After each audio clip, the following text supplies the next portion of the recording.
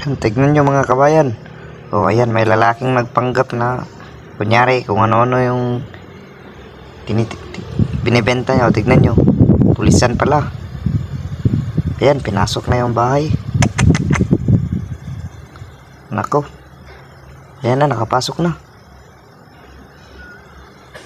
Kaya mag-iingat talaga tayo lahat mga kabayan.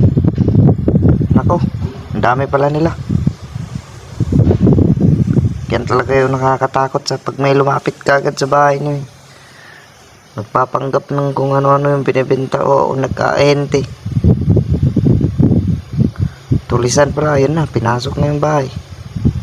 Wala na. Naku, ang tagal. Lilimas na yung mga pera niya dun. Yung CCTV nasa labas, hindi na makita yun sa loob.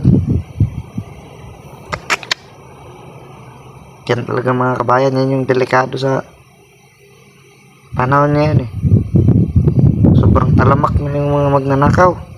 Kahit tanghaling tapat eh, ma-attract ka.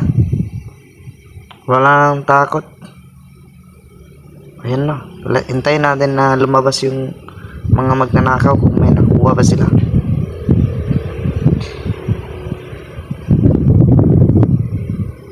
Ako, napakadelikado talaga yung panahon yun. Ayan na, lumabas na. Lumalabas na. Nilak niya pa ata. Ayan na, may nilimas na mga kabayan. Madami na nilang dala, nakapakbag na. Wala na. Nako, napadlock pa sila sa loob.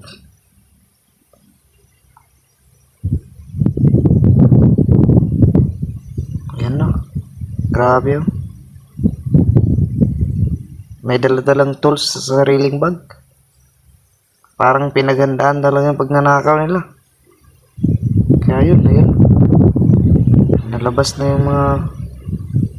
Ayan na.